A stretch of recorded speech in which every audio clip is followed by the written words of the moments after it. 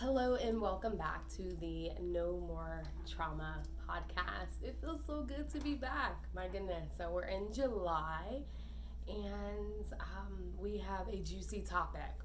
So, little quick disclaimer I am recovering from a slight summer head cold, but I am feeling much better. And I am stoked to be able to bring another episode to us.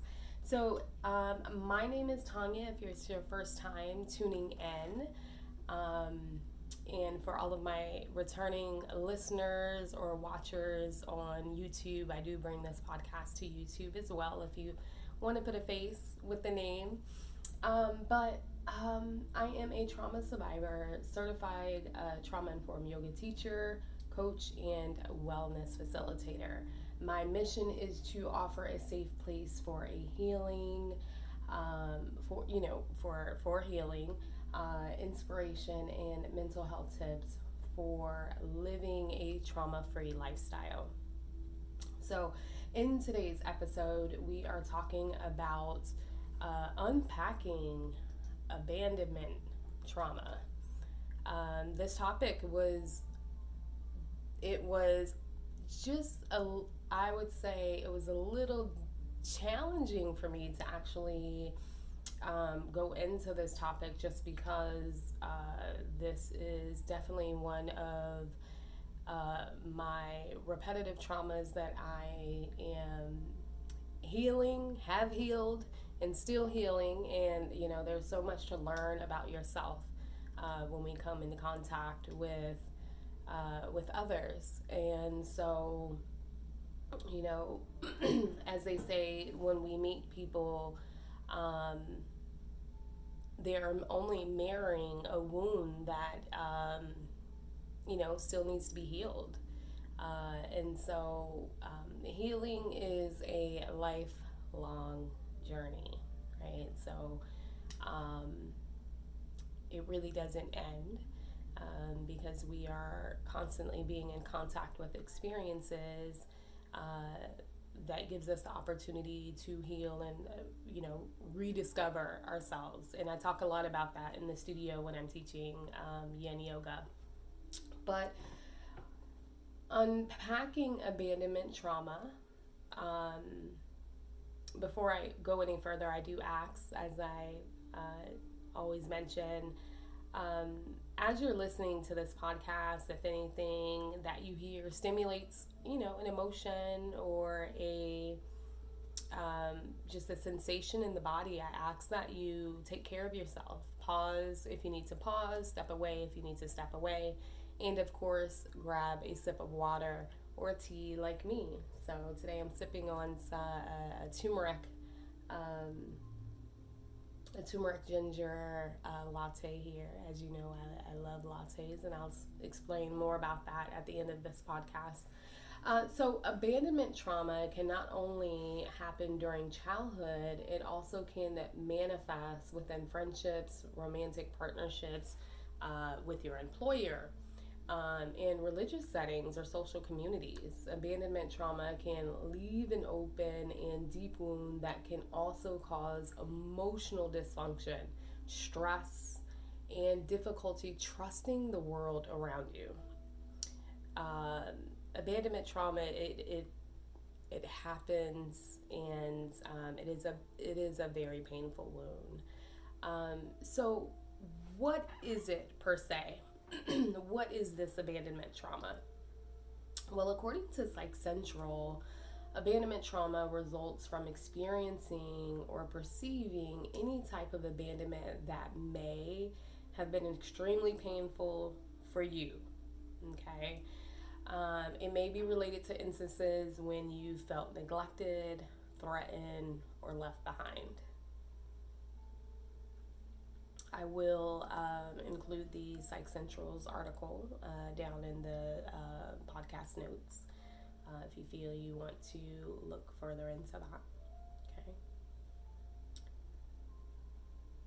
So now that we know what abandonment trauma is, right, according to Psych Central's definition, what exactly does it look like? Examples of abandonment trauma can include parental figures or legal guardians neglecting or avoiding due to work, distraction, or using their lack of presence as a form of punishment. It can also look like, as an adult, we can later experience the same type of behavior. So, the same thing you may possibly, or someone you know, experience maybe in childhood, as an adult, it can have those same behavioral patterns, which is neglecting or avoidance, right? And that same type of behavior within our relationships, even our friendships, right? Workspaces, corporate, religious, or social settings. And I'll dive a little bit deeper into what it looks like. So, how can it impact someone's mental health, right? How can abandonment trauma impact us physically, emotionally? So, abandonment can lead to mental health challenges of depression, chronic anxiety, PTSD, also known as post traumatic stress disorder, fear of being left alone, or lack of trust in self and others, having difficulty time making decisions, which can also lead to codependency. And this trauma can also lead, well, just like I said, codependency, but also aggression, controlling behavior, not being able to have control of the relationship, connection, or relationship with the employer. Then it can also lead to these volatile experiences or outbursts.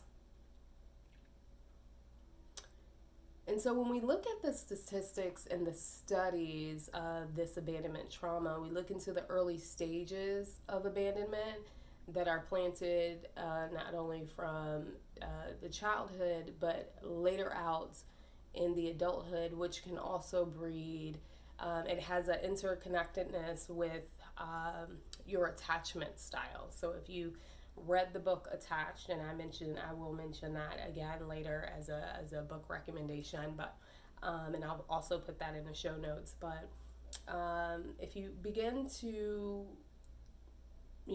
adult mature, you will later start to see how you begin to attach to your friendships and maybe your romantic partnerships.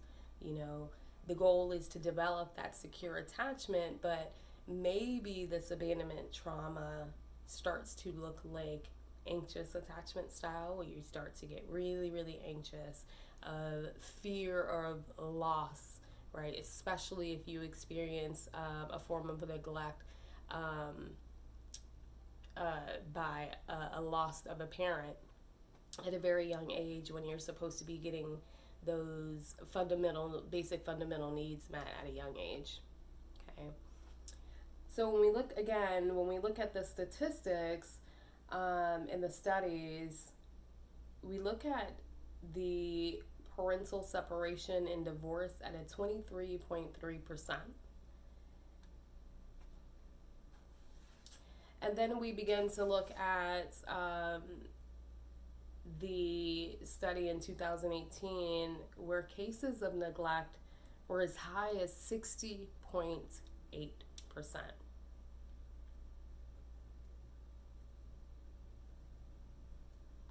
At least 2.7 million children and teens are living in a residential care institutions by disease. Well, this is worldwide, and that figure is probably much higher, according to Dr. Nelson. And he states that some are by disease or war or natural disasters, but others are simply from being abandoned, right, by their parents and having suffered greatly for no reason. He go on to say that he notes that neglect is the most common form of child maltreatment in the U.S. So when I was doing my research here, I found a Harvard article on abandonment on the brain, and this article was written by Dr. Nelson. He's also the research director of Division of Developmental Medicine at the Boston Children's Hospital.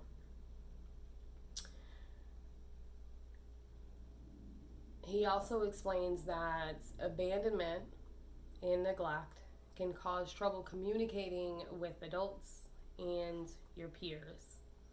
It can also reduce the architect of the brain and reduce IQ. The good news is that it can be reversed, right? So we can incorporate practices to help heal this wound. And I talk a lot about morning practices and why that's important to me to really balance out the mood, right? And so when we look at the behaviors and the symptoms of abandonment trauma,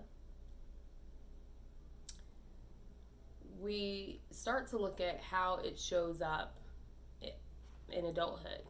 Okay, so what that looks like, kind of going back into what abandonment trauma looks like, and can look like isolating or pulling away. As I mentioned before, it can look like aggression. It can be verbal or physical abuse when emotional needs are not met.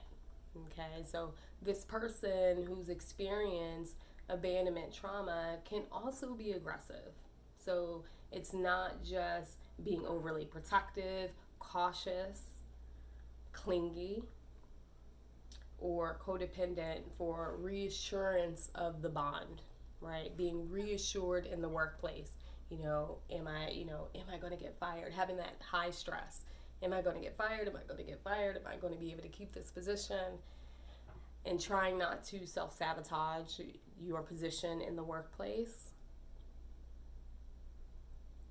Or the ruminating thoughts that you're unable to complete the duties of the job, right? So trying not to self-sabotage or to cling, right? Overextending, I talk about that, overextending yourself, trying to work as much as possible in fear of not losing the job, or maybe clinging on to a friendship or a romantic partnership with hopes of not losing the bond or relationship.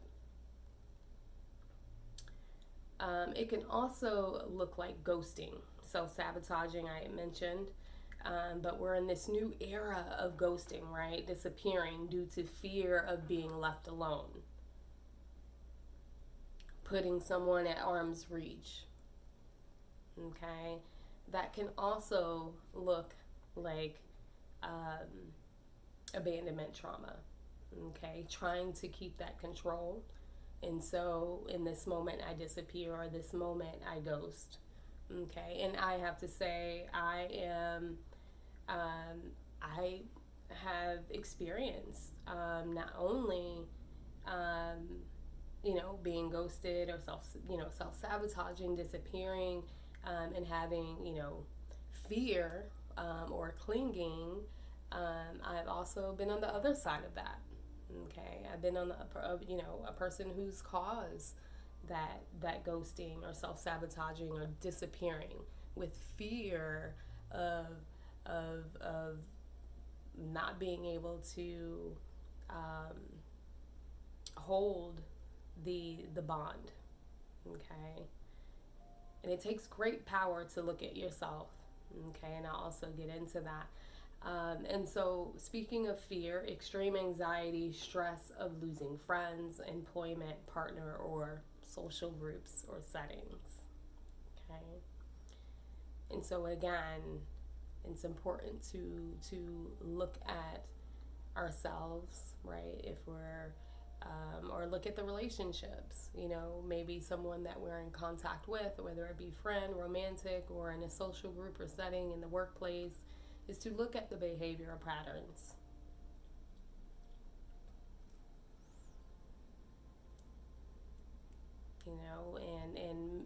And looking at ourselves and noticing our mood. And speaking of that,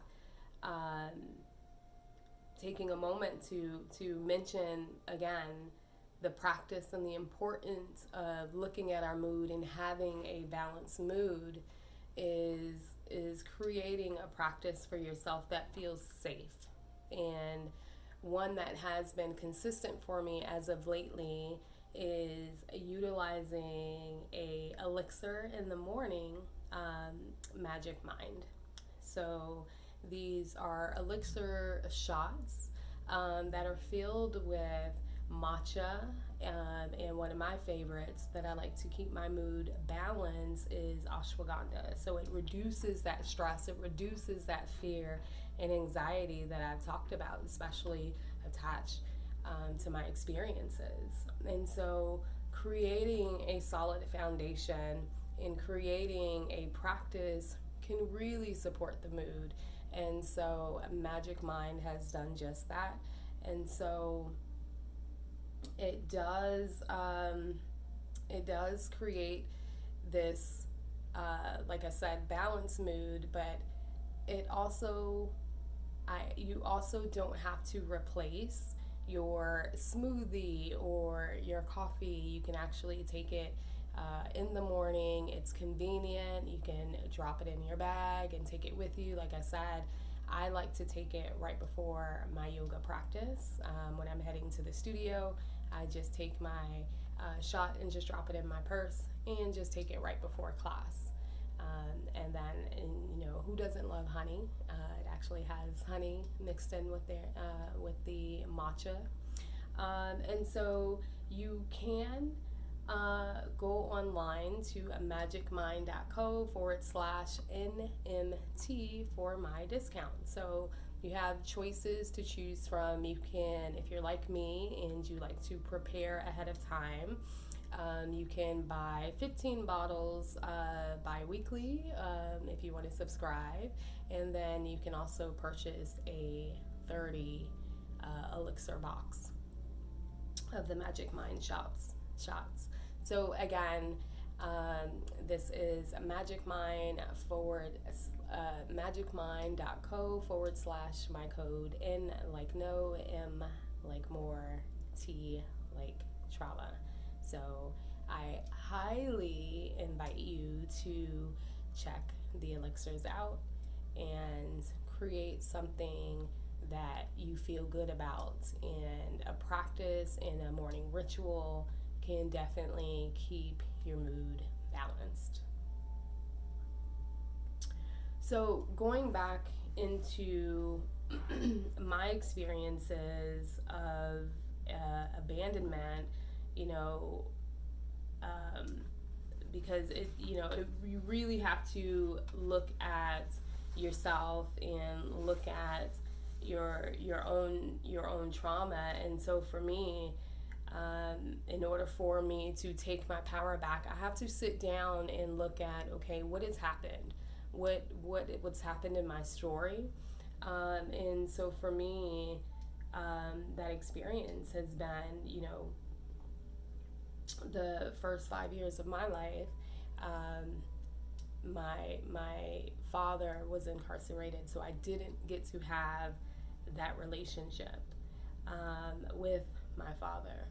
And so my stepfather also worked. He worked 2 full-time jobs. And so feeling that wound and learning to figure out, how am I showing up? How am I showing up into the world? Okay. The beautiful thing is, those relationships we have, we've been able to discuss what that felt like and how to heal from here. And that's the beautiful thing about being able to take your power back. Okay. And so I now want to talk about how do we support someone or heal from this abandonment trauma? What does that look like?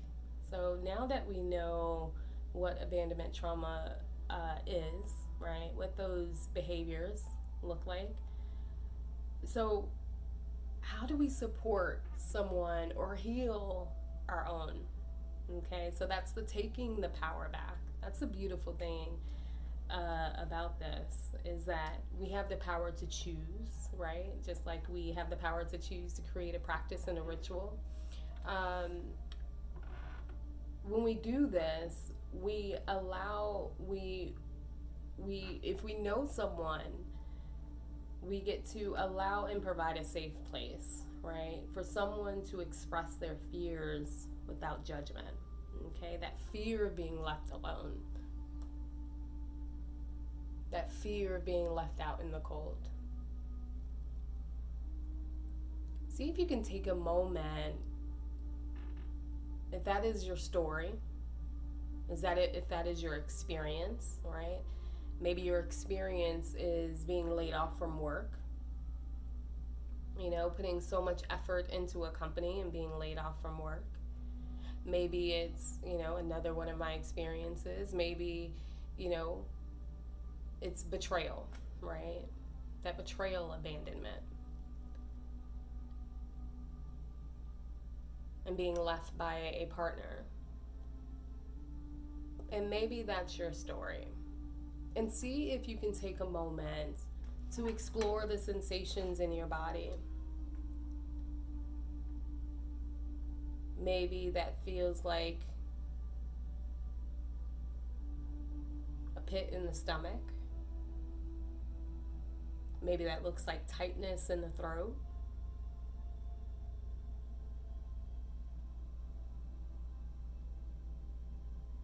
Maybe that's a heaviness in the heart. Tension in the shoulders or tightness in the knuckles. Maybe even raised hair on the neck.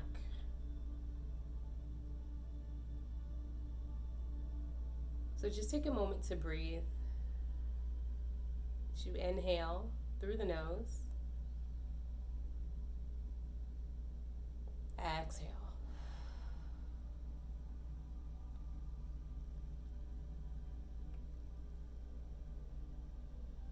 Maybe just noticing that you're safe, that you're tuned into this podcast.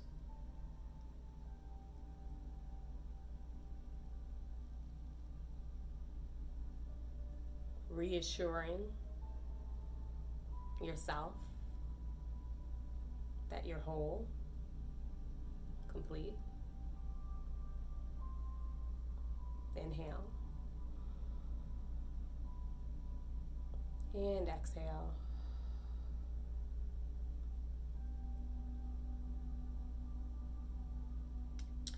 And so when we're coming back to the body and the listening of this podcast, is we can also show up without being defensive, judging, or again, criticism. Providing this person validation of their feelings and reassurance of a healthy relationship, if that's what it is. So also being honest.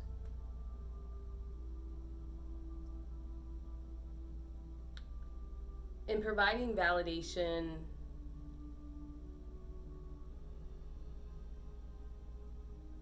of the healthy intimacy, if that's what that relationship, friendship, familyship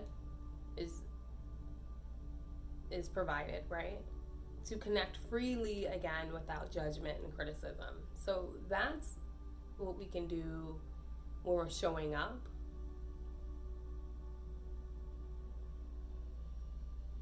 And so if this abandonment wound isn't with someone else that you know outside of yourself, and you're listening to this and you say, no, Tanya, no, actually I am the person that is excuse me, still trying to heal this wound. How do I do that? Well, I have 8 steps. And if you don't have anything already to write with, I invite you to grab something to write with and something to write on. And of course, you can always pause and come back. So number 1 is, again, it's to be honest with what it is that you're feeling and take full responsibility of your healing. That is a powerful place.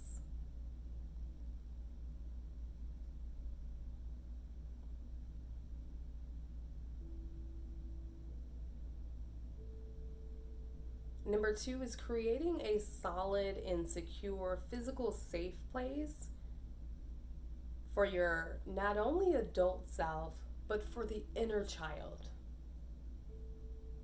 My inner child's name is Tan.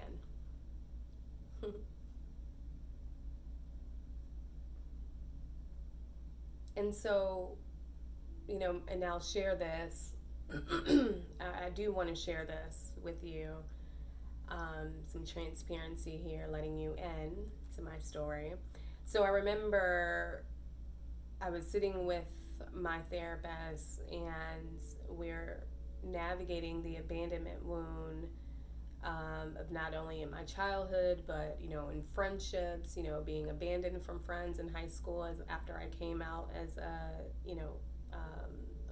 lesbian, a person of the LGBT community.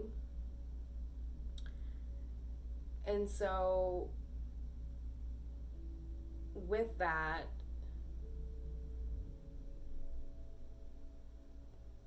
she expressed to me, whenever you go out and you make connections, right? Maybe they're not your acquaintances, or maybe they are your acquaintances, and that relationship, that friendship is growing deeper, right? And so they're starting to grow, say, a best friend, or even in romantic settings. It is important, she said to me, it is important for you is after you made that connection as your adult self, when you're in your space of solitude, to come back and to consult your inner child. Does this person feel safe? I thought that was brilliant. Consulting with the inner child first, just like, say, an older person with children, right? They go in and they, when they make that connection, they go in to see if that connection feels right before they're introduced to the inner child, or, the children. And you can do the same thing for yourself, the adult self and the inner child. And I absolutely love that. So again, number 2, creating a solid and secure physical space for the adult self and the inner child. So not only when you're consulting with others, but it can also look like creating a safe foundation. So whether that's your home space, your workspace, your car, are those spaces safe enough for not only just you, but for your inner child? I love that. Number 3 is you write down your triggers or the scenarios that stimulate the feelings of being left or neglected. And I think this is important, is because when we are stimulated or triggered, we begin to act out. We say things, we do things. Maybe that's, acting volatile, or we shut down, right? We begin to freeze, or we pull away.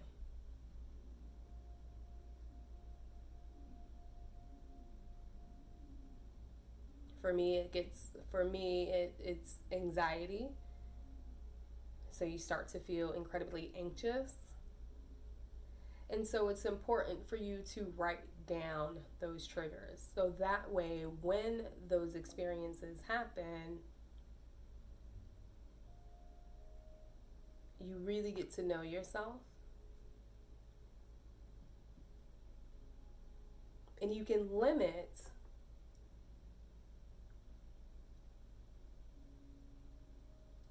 those experiences.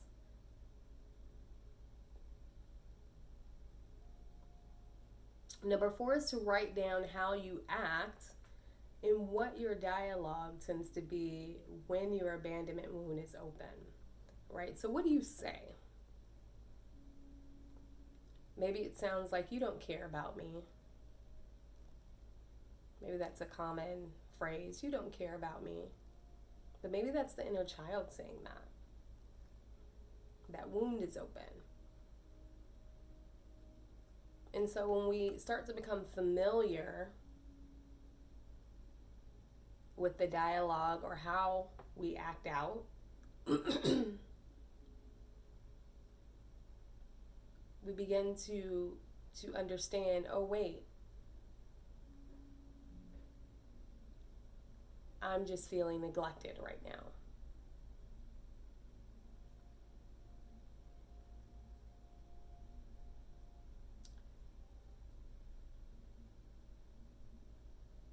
Number 5 is when you experience the emotional distress, separate fact from fiction to avoid ruminating thoughts. In my experience of being anxious or feeling neglected, and this showed up in two scenarios. I know in the workplace, for me, excuse me, I'm drinking this lovely tea here. I know in the workplace for me, as I started to have the ruminating thoughts, and it started to be like, oh my goodness, they're watching me. They're watching everything that I do. They're watching when I clock in. They're watching when I go to lunch. They're watching when I go to the bathroom. They're watching, oh my gosh, I'm going to get a write-up. Oh my gosh, I'm going to lose this job. Oh my gosh, I'm not going to be able to, afford to pay, my expenses. And it was these thoughts that I was starting to create in my head. And by the time I got to my meeting, she said, no, we just had some new rules in place and we wanted to make sure you got the email. And so whether that was the truth or not. But, when we start to feel abandoned or those thoughts start to creep in, right, or neglected, we really have to get to know ourselves, and we have to separate fact from fiction. The thoughts can continue. I think, there's going to be a lot of you that possibly relate to this one where, I was, I didn't get that good morning text. Oh my goodness, the good old good morning text. And so, because I had never articulated, hey, this is something that I really like. Can we agree to get that good morning text? Because I never articulated it, when I didn't get it, I said, okay, this relationship is over. It's me. It's I did something. They're gonna leave. It's this is the end of the connection. I probably said something. It's all my fault. They're just gonna walk out. It created this stress in my mind.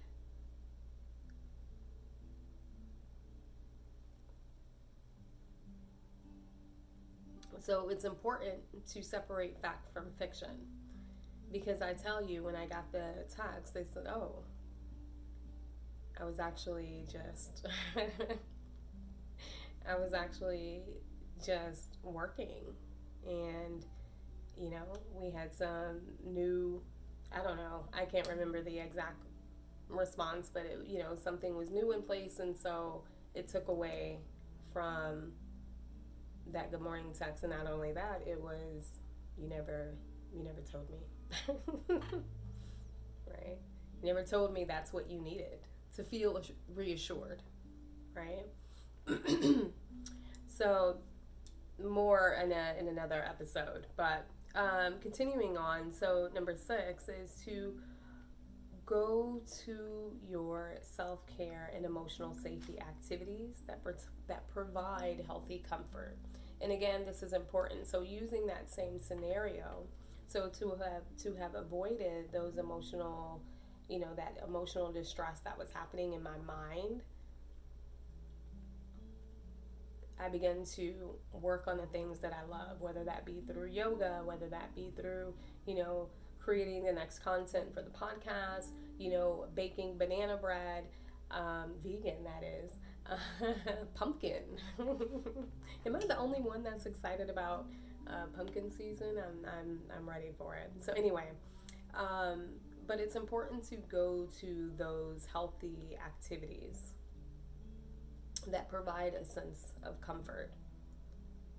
That way, you are not sitting there, creating a whole nother scenario because you didn't get the good morning text. And what that also does is that creates, as we move to number 7, learn what your attachment style is. And you can look that up online. And I'll add a link down in the podcast notes where you can, if you don't know what yours is, you can take the quiz to figure that out. And so for me, that anxious attachment of being left alone, or maybe I'm not worthy of the connection, that's why it's important to go to those healthy activities to really interrupt the ruminating thoughts and the patterns that's showing up in the mind. And the last one, number 8, which is very important, which is self-validation and self-love. Begin to validate yourself. This avoids the codependency, wanting the outside validation.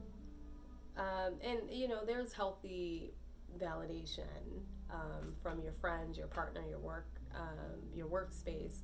But it's important that you create it for yourself, right? Creating that solid foundation for you and the inner child. That way, again, you're not ruminating and finding yourself in these codependent connections with the underlying fear of being left alone, or re-experiencing an abandonment experience. Excuse me, trauma. So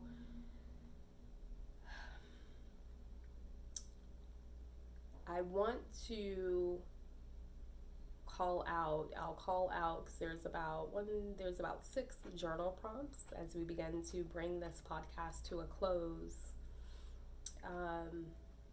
I do want to mention a quote, and then I'll go into the journal prompt. So the quote that I really thought was very fitting for this. I looked up this quote online and I really fell in love with it. And it says, "My healing isn't abandonment of you.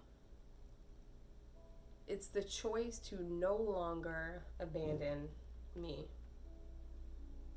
So again, if this is really a tender wound for you as you're listening, or as you're discovering as you're listening, I invite you to write down that quote. And again, I'll read it by Lisa Archer. It's, "My healing isn't abandonment of you. It's the choice to no longer abandon me." The other quote I have is, "You didn't choose to be abandoned. It happened. It happened to you. It feels like everything has been taken away from you. However, you have the choice to heal." And remember, Dr. Nelson stated, the abandonment wound, regardless of the architecture of the brain and the impact that it's had on not only our neurological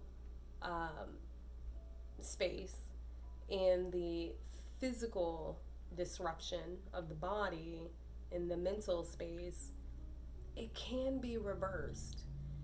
And so the empowering piece is your choice to heal.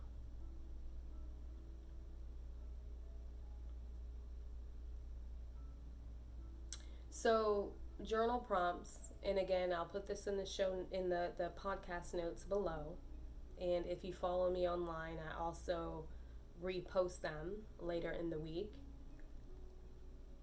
But one of the journal prompts I invite you to ask yourself is, what are my experiences of abandon in childhood, my friendships, my relationships, my workspace, even religious and social communities? It does happen in the church, right? Someone may have been going to a church for so long, and I know this being my experience, one of the very popular churches in Florida. For those that don't know, I'm originally from Florida, and a church that I was, going to faithfully, consistently. And I never forget the day that I was sitting there and the discussion was on the LGBT community. And I had felt abandoned. I felt rejected, neglected, ashamed. There was so much weight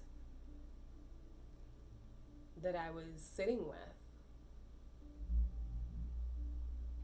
And even that experience after divorce, right? That shame and, feeling abandoned, of, being left. So, really asking yourself, what is that relationship? What are my experiences with abandonment? And then asking, how has abandonment impacted your connections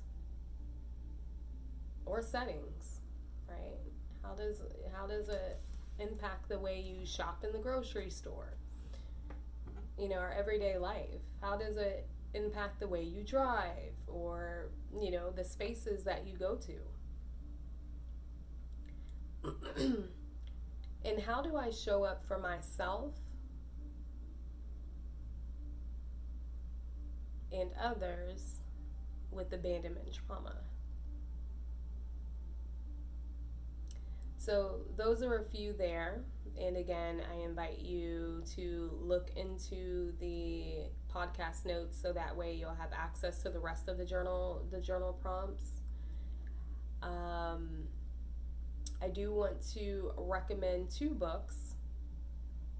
And one of the books that has helped me, I constantly go back to it, and that is The Journey from Abandonment to Healing by Susan Anderson. Love, love, love this book. She also discusses the stages of abandonment, what we experience on the other side. Love, love, love this book. So highly recommend it. And what my therapist has recommended is the book Attached The New Science of Adult Attachment. I don't know the author's name off the top of my head, but of course I'll put that in show note, podcast notes as well. And so, leaving you with the closing, abandonment trauma can be a heavy, heavy wound to carry throughout life. Abandonment can cause years of fear, anxiety, lack of trust, and deep emotional distress. The most powerful thing you can do is to heal this wound and be honest with yourself and the ones that you love. Articulating when you feel neglected and abandoned. You can express your fears of being left alone and really build this sense of trust and stability for you, your loved ones, your inner child, by creating a safe, consistent, and healthy foundation. By doing this, you begin to take your power back for a trauma-free lifestyle. I thank you so much for listening into this podcast. Quick announcements. As far as the Happy Deck, I've been getting emails about the Happy Deck. I'm currently sold out of the bestseller, as well as the travel affirmation decks. However, what I do have in stock left, which I think is extremely fitting for this podcast, is the Protea Deck. The Protea Deck can be used in your personal healing practice. So it's 33 healing messages to blossom and reclaim your organic happiness after loss, separation, or divorce. So I actually created this deck during the pandemic, and also during the loss of victims of brutalities during that time of the riots. So that Protea Deck, I still have a limited quantity in stock. Again, if you found like this podcast was definitely what you needed, then I highly recommend the Protea Deck. And then if you're looking for a space of connection, Lattes and Chill is back. I'm super excited to bring it back. It is a virtual space to sip, journal, and connect. And so that will be happening Mountain Standard Time at 4 p.m. And that is virtual during the Google, I do it via Google Classroom, and it's free. So you can register by going to my social platform at az.nomore.trauma. Follow me there. And then, of course, the website if you're looking to book a private session with me in yoga. And lastly, yes, speaking of yoga, if you are here in the state of Arizona, you can practice with me in studio. So I added a new class to my schedule on Wednesdays, which is a 35-minute yoga HIIT class to really burn some calories there and really helps support and balance the mood. And then we have a slow flow in the studio. So I'm also working on bringing some of the practices to YouTube. So if you watch the podcast on YouTube, I'm also trying to get myself to create more yoga videos. But other than that, again, I thank you so much for tuning in, listening, and returning back. If you want to start a discussion about abandonment trauma and how that's showed up in your life, of course, leave the discussion below and let's talk about it. Or again, visit me in Lattes and Chill July 31st. All right, remember to live abundantly, love your authenticity, and radiate organic happiness. But most importantly, live a life of no more trauma. Namaste. Trauma free.